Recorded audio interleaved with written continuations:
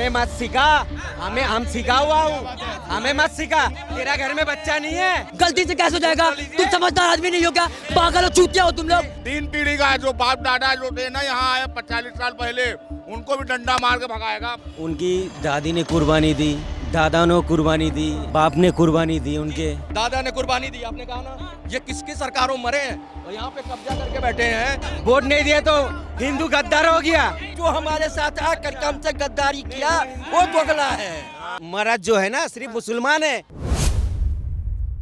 बात हमको समझाइए कि ये जो 10 साल इनको मौका मिला था, जो 10 साल जो इनको मौका मिला था, उसके बाद ये तीसरी बार इनको मौका मिल गया, तो ये कह रहे लोकप्रियता तो बनी है, तभी तो लोग विश्वास कर रहे हैं। नहीं, उसका कारण नहीं है। देखो, किसी ने कहा कलम ताकतवर होती है, किसी ने कहा कि अकल ताकतवर होती है, लेकिन तीसरे ने कहा किस्मत बहुत ताकतवर होती है, इनसे छोटी है। तो मोदी का किस्मत ताकतवर है। तीनों बार आ गया तीसरी बार आया इसे। राहुल गांधी कह रहे हैं जाएगा, जाएगा ये। देखो, राहुल गांधी तो शुरू से कह रहे हैं, 2014 में तक कह रहे थे ये राजा है, खानदानी राजा है भैया, मोतीलाल नेहरू से लेकर नीचे तक, और रजवाड़ों की आज भी चलती है। राजस्थान चले जाओ, तंत्र नहीं है क्या देश में? वहाँ तो आप जाके देखोगे, जब पता चलेगा। एक चरपाई में बैठा, एक नीचे बैठा। क्या बात कर रहे हैं? इनके लिए नहीं है, इनके लिए तो नई अदालत हो, गांधी परिवार के लिए सुप्रीम कोर्ट अलग बना देनी चाहिए, क्योंकि ये फैसला तो मानते ही नहीं किसी का। अरे अमेंडमेंट बिल फाड़ दिया इन्होंने, इनको जब भी वो होता है इनके सजा। पुरानी बात याद क्यों रखते हैं? पुरानी नहीं तो कहाँ से खोद के निकाले नई बात। ऐसा मूर्ख आदमी है, कुछ भी बोलता रहता, तो नए हम कयास लगाएं, तो ऐसे बंदे को तो होना नहीं चाहिए राजनीति। अरे पढ़ा लिखा, अरे भाई साहब, कैम्ब्रिज और ऑक्सफोर्ड और जो एमफिल की डिग्री है ना, मैं बता रहा हूँ, अब लोग पछता रहे होंगे कि भैया बेटा नहीं भेजेंगे, ऐसे पढ़ के अगर आ गया तो। बेटा नहीं, राहुल गांधी के चपरासी की नौकरी भी नहीं देगा हमारा बेटा, अगर कहीं इनकी तरफ पढ़ के आ गया बाहर से। इतना पैसा लगाने से अच्छा है भैया इन्वेस्टमेंट करके कोई रोजगार करा दो। एक बात बताओ, इतना पढ़ा लिखा होने के बाद कहते हैं कि 50 और 20 मिला के बताओ कितने हुए? 75। कह रहे हैं 1000 लोग एक कमरे में बंद हैं, 20 लोगों ने हेडफोन लगा रखा है। अब 20 लोगों को हटा दो तो 990, तो ये जोड़ घटाना तो केजी का बच्चा करता है। भाई तुम कहाँ से पढ़ के आए हो ये करने? बताओ, इतना पढ़ा लिखा विद्वान आदमी जिसको सीधा सीधा नहीं हिसाब पता। उसके बाद कह रहे हैं क्रांति आने वाली है, प्रियंका गांधी वायनाड जाने तो रहा हूँ, बड़े समृद्ध परिवार से हैं और बड़ा मोटा पैसा है। 47,000 करोड़ की मालकन रह चुकी हैं। उनकी माताजी, संपत्ति सारी देश की है। देश में वो सबसे धनी आदमी है, सबसे सुखी राजनेता हैं। वो कुछ भी कह सकते हैं, वो जैसे मर्जी उल्टे सर के बल भी चलेंगे तो भी चमचे नाचेंगे। देखो राजा हमारा जीत गया, 35% लाए नहीं मार्क, और उस पर ही खुशी मना रहे हैं कि हमारा तो जीत गया जी, हम तो जीत गए। राहुल गांधी कह रहे हैं कि अगर प्रियंका गांधी वाड्रा को अगर वहां बनारस से लड़ाया जाता तो मोदी को न जाने कितने लाख वोट से हरा देते। वो जो है किस उम्मीद पे कह रहा है पता है आपको? उनकी दादी ने कुर्बानी दी, दादा ने कुर्बानी दी, बाप ने कुर्बानी दी, उनके जो हिंदुस्तान में खून बहा है। मोदी जी का कौन सा खून बहा है? इनका जवाब दे दूंगा, इसका जवाब पूरी हाँ बात पर आप बताइए। अगर वो सपना देख रहा, कोई बुरी बात है? उनके दादा ने पहले भाई, दादा ने कुर्बानी दी। आपने कहा ना, आपने कहा इंदिरा गांधी ने कुर्बानी दी। ये किसके सरकारों में कुर्बानियां दी गई? राजीव गांधी किसके सरकार में मरे? इन्हीं की सरकार, यही राजा और इन्हीं के बंदे मर गए। और संजय गांधी किसके सरकार में मरे? इंदिरा गांधी के। इंदिरा गांधी किसकी सरकार में मरी? अपने ही सरकार में। और राजीव गांधी किसके सरकार में मरे? अपनी ही सरकार कांग्रेस में। ये किसकी सरकारों मरे हैं? और यहाँ पे कब्जा करके बैठे हैं 40-40 एकड़। ये हॉस्पिटल लोग मांगते हैं मंदिर के नाम पे।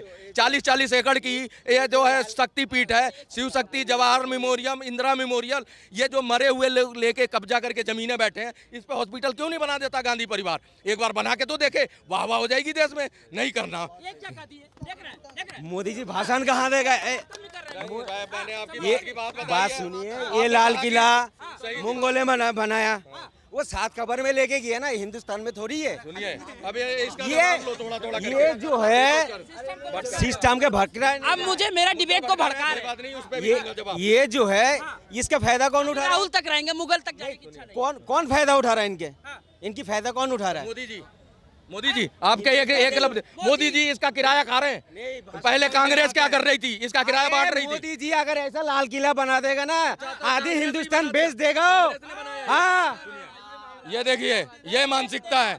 सुनिए, राहुल गांधी अपनी सीट छोड़ दिए, अब प्रियंका को वायनाड से ला दिए, कह रहे क्रांति हो। राहुल गांधी से एक ही रिक्वेस्ट करूंगा, सुनते तो है नहीं, पागल आदमी सुनेगा किसकी? मैं कह रहा हूँ रायबरेली की सीट पे सुनो, रायबरेली की सीट पे आप प्रियंका को लड़वा दो और वायनाड वाली अपने पास रख लो, करोगे?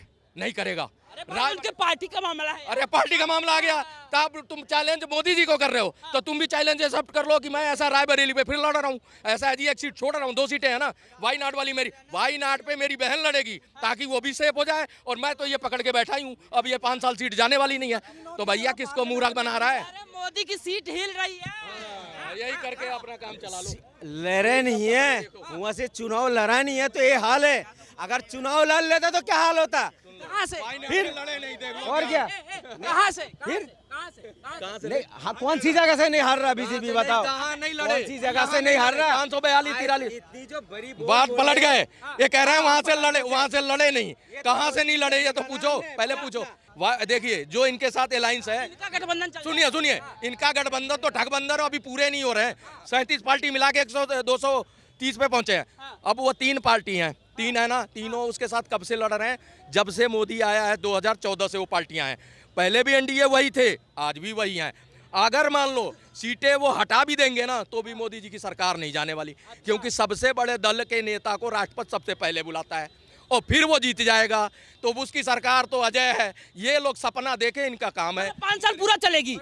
5 साल। नीतीश कुमार जी का हालात इनसे पूछिए ना। नीतीश कुमार कैसे पलटी खाते? और क्या?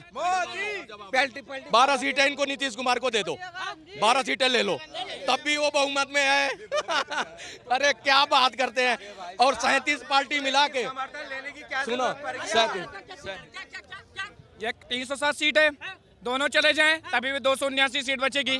आप बताओ, दोनों चले जाएं तभी भी तो बहुमत में है, 272 पे बहुमत है। कैसे गड़ी लगाते हैं? राहुल भैया की तरह गड़ी लगाते हैं ये। एक बात सुनिए, ये जो इतनी दावा करते हैं, स्पीकर भी नहीं बना पाया अभी तक। सुनो अभी तक नहीं बना पाया। क्यों नहीं बना पाया पता है आपको? स्पीकर और डिप्टी से। देखिए ये लोग वो हैं, इनके आका इनको थोड़ा सा ज्ञान दे देते हैं। आका जो भी इनके, अरे मीडिया बैठी है जो खेत खलियान गैंग, वो क्या करते हैं देख लेते हैं, वो जो ज्ञान दे देती है उसको लेके चल देते हैं। सोचते हैं अब जाएंगे ना, हम बोलेंगे तो सामने वाला लुप्त गायब हो जाएगा और धड़ल्ले से आके सीना तान के झूठ बोलेंगे। तब तक ये आते हैं ना, फिर बेइज्जती हो जाती है, फिर ये परेशान हो जाते हैं। देखो डिप्टी सीएम के, अब उस पे आ जाऊं, अध्यक्ष पे कांग्रेस ने कहा कि हमारा भाई सपोर्ट से इनको होना चाहिए, तो उनने बोला भाई तू साइड बैठ ले, हमारे जो वो हैं स्पीकर, हम जो चुनेंगे वही चुनेंगे। और उनके ये बीजेपी एनडीए जो ये हमारी गठबंधन सरकार है, ठीक है, कहती है भैया वो जो स्पीकर चुनेंगे और डिप्टी स्पीकर भी, दोनों वो चुनेंगे और डेट दी है, तो ये कह रहे हैं अभी तक चुन नहीं पाए। अरे भाई सरकार बना के बैठे हैं, वो चुन लेंगे, आपके पेट में दर्द क्यों हो रहा? जब भारत जोड़ो न्याय यात्रा चला रहा था, देश के तमाम ऐसे युवा थे जो शिक्षा लेने वाले हैं, वो हमारे साथ चल रहे थे, कह रहे थे हमारे साथ अन्याय हो रहा। नीट में देखिए ना कितना क्या कहते हैं 200 किलो कोयला एक गरीब आदमी साइकिल पे लेके जा रहा था, तो पहले तो 200 किलो 2 मतलब इतना बड़ा लेके नहीं जा सकता साइकिल पे। वहाँ पे फिर बनारस पहुँचे तो बोले हमने यहाँ के जो युवाओं को देखा दारू पी के सब रोड पे मिले, इन्हीं को मिलते हैं ये लोग। ये गए वहाँ पे लद्दाख में बाइक राइडिंग करने, तो वहाँ लोग आके चाइना से बता गए कि हमने कब्जा कर ली तुम्हारी जमीन।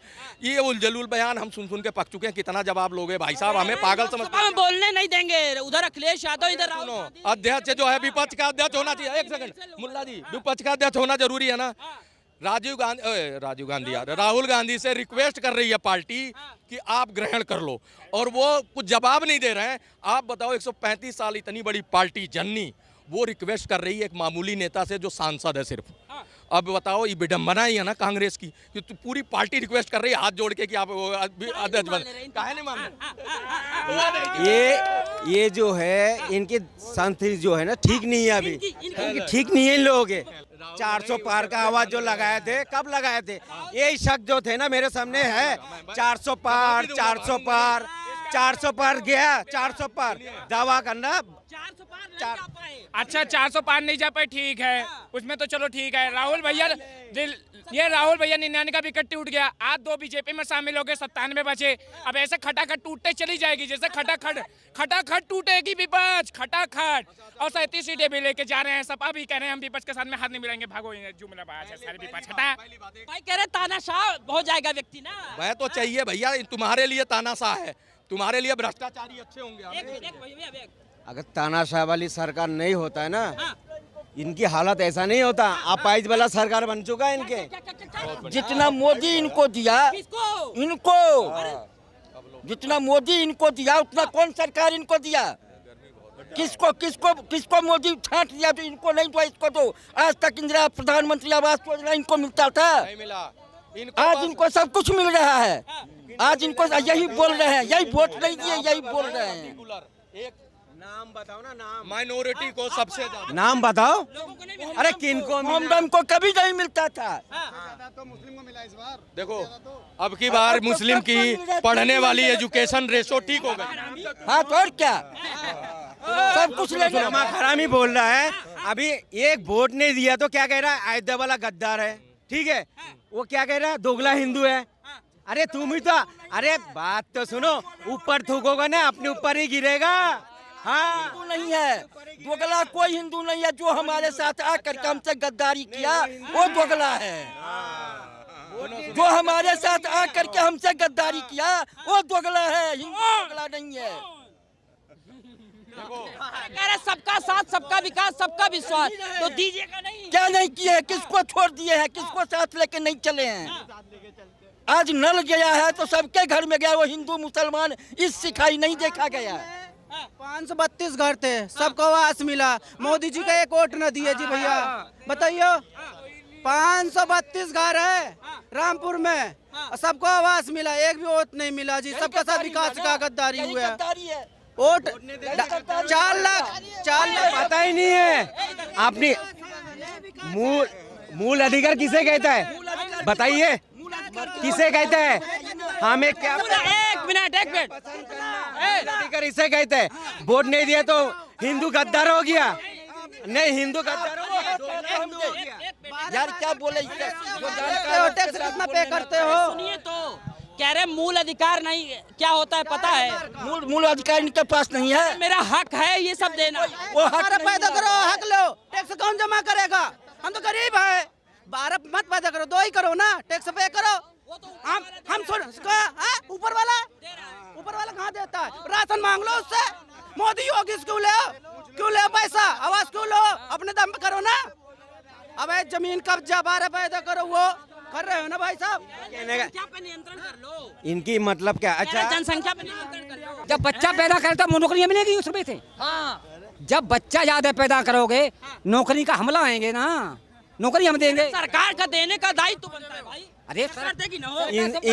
इनसे पूछिए ना कितनी भाई बहन है, इनसे पूछिए ना, पहले पूछिए तो भाई बहन कितने हैं, इनसे पूछिए। अच्छा कितने भाई बहन हैं? क्योंकि हमारे हम 2 भाई हैं, 2 बहनें हैं। हाँ।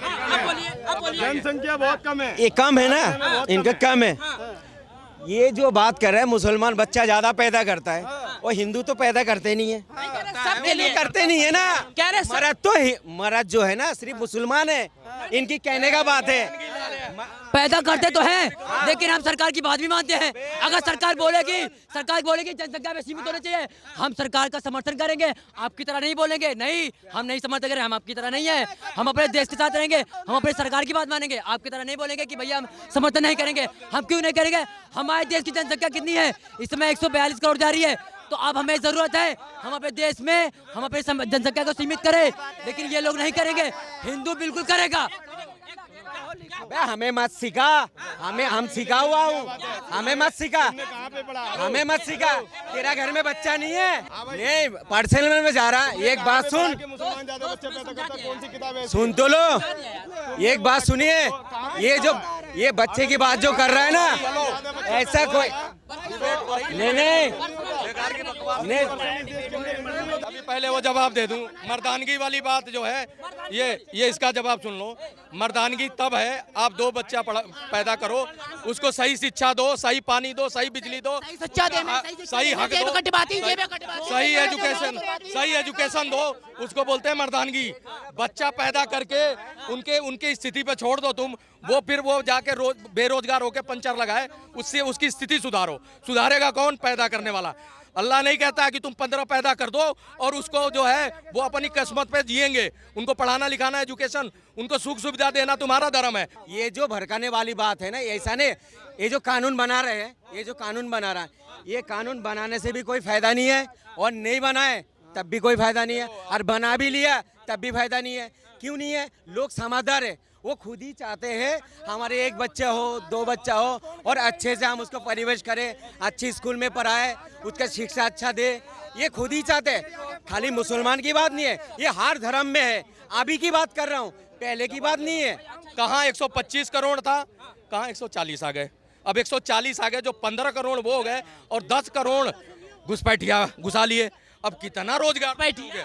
फिर जो बांग्लादेशी हैं, जो घुसपैठियाँ हैं, 5 करोड़ ही अभी गिनती में है, अभी उनकी जनगणना हो तो 10 भी जाएंगे। अब बताओ, वो दूसरे देश से आके यहाँ के संसाधनों पे हक जमा के बैठे हुए हैं और ले रहे हैं, और वो कमा खा रहे हैं, और यहाँ की पब्लिक कहती है हम बेरोजगार हैं। तो तुम उसी से सीख लो कि या तो वो चीज़ वहाँ से हटे और तुम अपनी जनसंख्या विस्फोट पे नियंत्रण करो, सारी चीज़ें समझ जाएंगे। हर देश समृद्ध कैसे हुए? अपने जनसंख्या के बल पे हुए। पूरी जनता को ये कानून जो बना रहे हैं, सब हाँ, इसमें क्या देखिए, जनसंख्या नियंत्रण से आपके बच्चे 2 होंगे, आपके घर का संतुलन बना रहेगा, महंगाई से आप निजात पाओगे, बच्चों को जो है एजुकेशन अच्छी दोगे, अच्छे स्कूल में दाखिला होगा, कंपटीशन में आएंगे, कल को किसी भी अच्छे पोस्ट के लिए एलिजिबल होंगे, नौकरी ले जाएंगे, अच्छा समृद्ध परिवार रहेगा। जनसंख्या नियंत्रण पे तो बहुत सारी चीजें टिकी हुई हैं, एक चीज नहीं टिकी है, उसके इर्द गिर्द तो सारी बीमारियां उसी के इर्द गिर्द हैं। जनसंख्या बढ़ती जा रही है और उसी से सारा समस्या बढ़ती जा रही है, आउट ऑफ कंट्रोल हो गया। और कहाँ पहुंचोगे भाई? चाइना को पछाड़ दिया तुमने। चाइना में ऐसा कानून आया है कि जब अगर सरकार से, जब तक तुम सुन तो लो, सरकार से आपको परमिशन लेना पड़ेगा बच्चा पैदा करने के लिए। वहाँ पे कानून आ गया। पूछे क्यों आया है? वहाँ पे जनसंख्या विस्फोट हो चुका है। अब हमारे देश में भी ऐसा हो जाए क्या? फिर हमें भी सरकार से, सबको सरकार से परमिशन लेना पड़ेगा बच्चा पैदा करने के लिए। तो ऐसा नौबत ना है, आप लोग खुद ही संतुलन बना लो, ठीक है? एक बात सुनिए, मैं एक बात कहना चाह रहा हूँ, जो भाई ने बताया 2 बच्चे से ज्यादा नहीं करे, मैं भी मान रहा हूँ ये बात को, हाँ कर लो। अगर गलती से तीसरा हो जाए उसका क्या करेगा? कैसे गलती से कैसे हो जाएगा? गलती से कैसे हो जाएगा? तुम समझदार आदमी नहीं हो क्या? पागल हो, चूतिया हो तुम लोग हैं? अगर एक बार बताओ तुम, मैं तुमको नहीं बोला, मैंने इनको नहीं बोला, तुमको नहीं बोला, एक मिनट, तुमको नहीं बोला, मैंने ये बोला। जन नियंत्रण कानून लाना बहुत जरूरी है। हाँ, नहीं तो अल्पसंख्यक बहुसंख्यक हो रहे हैं हमारे देश में। सर, 8 बच्चा जो सबसे ज्यादा जाहिल लोग हैं ना, वो इस चीज पे ध्यान देते हैं, जो फालतू चीजों पे ध्यान नहीं देते, क्या हो रहा है क्या नहीं हो रहा है। कानून बनेगा, आज के टाइम में इतनी महंगाई में कौन करेगा? 5 बच्चे, 2 बच्चे कहाँ ज्यादा हो रहे हैं? 2-3 बच्चे हर जगह। तो मतलब जनसंख्या का नियंत्रण कानून आता है तो समर्थन करेंगे। सरकार तुम्हारी, हर जगह तुम्हारी सरकार है, तुम करो ना। क्यों उन्होंने बोले सर ने 15 लाख आदमी आ गए, तुम रोको ना। क्या कर रहे हो तुम? हर चीज पे सारी चीजें देख रहे हो जो तुम। ये तो बहुत पहले होना चाहिए। ये तो कांग्रेस वालों ने पूरा से आवाज आती होते पार वो खेला हुए। ममता दीदी वो देशद्रोह है, पूरे बांग्लादेशी को घुसेड़ दिया है, बांग्लादेशी घुसेड़ दिया मोहर लगा लगा के पूरा। 15 करोड़ बांग्लादेशी हमारे देश में है, जो अभी सीना तान के घूम रहे हैं। इनकी छटाई होगी, छटाई में तो तुम्हारा नंबर भी आएगा। ये चिड़ रहे भाई साहब बांग्लादेशी के नाम से। फिर चिढ़ने की बात नहीं। देखो, ये अगर कोई दूसरे देश का, हमारे देश, ये भारतीय जनता पार्टी के आदमी है, ये 1 मिनट नहीं लगता इनको किसी पे इल्जाम लगाने में। अगर किसान आंदोलन के लिए बैठे, अगर किसान आंदोलन के लिए बैठेगा तो खालिस्तानी हो जाएगा। अगर किसान आंदोलन के लिए बैठेगा, नहीं लगता कि घुसपैठी आए हैं, नहीं हो जाएगा। आपको नहीं लगता? देखो, उस बात को मैंने मना किया आपसे कि घुसपैठिया नहीं है। अरे 3 पीढ़ी का खुलवाएगा नगर निगम से बांग्लादेशियों को, कलकत्ता में। हाँ, पूरे भारत में 3 पीढ़ी का। जो बाप दादा जो थे ना यहाँ आए 40 साल पहले, उनको भी डंडा मार के भगाएगा मोदी। बहुत गंभीरता से। हाँ, मैं बोल रहा हूँ, सही बोल रहा हूँ। तुम देखते रहिए। अरे वही कह रहे हैं, एनआरसी लागू नहीं होने देंगे। कौन नहीं होगा लागू देने उन्हें? कौन? बंगाल में। अरे अभी देखते रहो ना कैसे लागू होता है एनआरसी। चुन के निकाला जाएगा। काहे की तानाशाही? हमारा कानून है, हमारे भारत के अंदर कोई दूसरा आकर रहेगा क्या? इन्होंने मेरे पे इल्जाम लगाया है कि मैंने बांग्लादेश के बारे में बोला, तो इसको चिढ़ लगी। क्या मैंने आपके कैमरे में रिकॉर्ड हुई मेरी ये बात? क्यों नहीं हुई? पॉइंट आप पाइए अपनी बात वो करें। इस देश आपने जो बोल दिया वो छोड़ दीजिए। गया, अभी ये बताइए जो देश में घुसपैठिए आए उन पे कार्रवाई होनी चाहिए। बिल्कुल कार्रवाई होनी चाहिए। सरकार जनगणना कराने के बजाय इतने सालों से, इतने टाइम से वो ये कह रही है कि घुसपैठिया आ गए। भाई आप उसका क्या कहते हैं डाटा निकालो और उसको निकालो देश से बाहर। जो कल निकालने की बात है उसको आज निकालो। जो घुसपैठिया एनआरसी की बात इसीलिए थी और यही बघेला किसी भी राज्य को ऑब्जेक्शन नहीं है, लेकिन वो ममता बानो वो कहती है हम लागू नहीं होने, ममता बानो ही लागू नहीं होने देंगे। लेकिन मैं बताऊं स्टेट गवर्नमेंट का ये मामला है ही नहीं। स्टेट गवर्नमेंट कुछ नहीं कर सकता, ये तो नेशनल मामला है। ये तो सेंट्रल गवर्नमेंट करेगी लागू, तो सारे स्टेट को मानना है। और जब एनआरसी आएगा तो जितने भी ये बांग्लादेशी घुसपैठी हैं उन्हीं के लिए आ रहा है। आपने चुनाव में नहीं सुना था कि यहाँ पे लागू होने नहीं देंगे सीए एनआरसी? वो एक बात बताओ, कानून जो जिसको जानकार है वो उसे पता है कि ये राज्य का मामला है ही नहीं। जब लागू होगा तो तेरा बाप भी करेगा लागू, तेरा बाप भी करेगा, तेरे 4 पुश्तें करेंगी, क्योंकि ये राज्य का मामला नहीं है। घुसपैठियों की संख्या बढ़ाने वाले जितने भी बॉर्डर से लगे बांग्लादेश, ममता बानो तो सबसे मुख्य उसके अधिकारी हैं कि उनको तो भैया वो सरकारी वो उसी के बल पे बना रही हैं, सिर्फ घुसपैठियों पे। और घुसपैठिया वो अंदर आ जाते हैं, जब वहाँ रह लेते हैं वो 10 साल 5 साल बिता लेते हैं, उनकी जो जनरेशन होती है वो आ जाती है यहाँ। तो ये इस तरह घुसपैठिया बढ़ते हैं। तारों के नीचे से आ जाओगे इनलीगल तरीके से। 57 कंट्री मुस्लिम है, जाओ ना। जब वहाँ पे रोहिंग्या को भगाया जा रहा था 57 कंट्री थी, किसी का मुख नहीं खुला कि भैया आओ स्वागत करते हैं, हमारे भाई बिरादर हो, हमारे यहाँ 10-15 हज़ार आ जाओ। किसी ने नहीं बोला। भारत ही क्यों? भारत ही सबका ठेका ले रखा है। पाकिस्तान क्यों नहीं? बांग्लादेश क्यों नहीं? अफगानिस्तान क्यों नहीं? हैं? ईरान क्यों नहीं? और सऊदी अरब क्यों नहीं? ये सब मुस्लिम देश हैं भैया। 6 देश से 57 बन गए लड़ के आपस में। आप बताओ अब वहाँ पे अफगानिस्तान में अफगानियों को किसने भगाया? तालिबानियों ने। वहाँ तो मोदी जी की सरकार नहीं गई थी भगाने, आरएसएस तो नहीं गया था। तो फिर लड़ाई किस बात की? तुम खुद इकट्ठे नहीं रह सकते। अगर वो भी हो जाएंगे पूरे जिस एरिया में, वहाँ तुम्हारी लड़ाई शुरू हो जाती है। जब तुम रह ही नहीं सकते साथ, तो तुम कैसे उम्मीद कर रहे हो कि यहाँ पे 15 करोड़ को हम घुसा के बैठा लें और वो हमारे संसाधनों पे करें और क्राइम ही करेंगे? क्योंकि यहाँ एजुकेशन व्यवस्था उनको पता नहीं है, पढ़ाई लिखाई की नहीं है, उन्होंने चोरी चमारी करके अपना पेट पालना है, क्राइम करके तो ये सारी चीज़ें, हमारी व्यवस्था तो आज खराब हो रही है ना। तो इसलिए गवर्नमेंट एनआरसी ला रही है। ये अध कचरा ज्ञान है, वो कहता है जनगणना करा के पता लगता है, उससे नहीं पता लगता भाई। एनआरसी उन्हीं के लिए है। एनआरसी उन्हीं के लिए।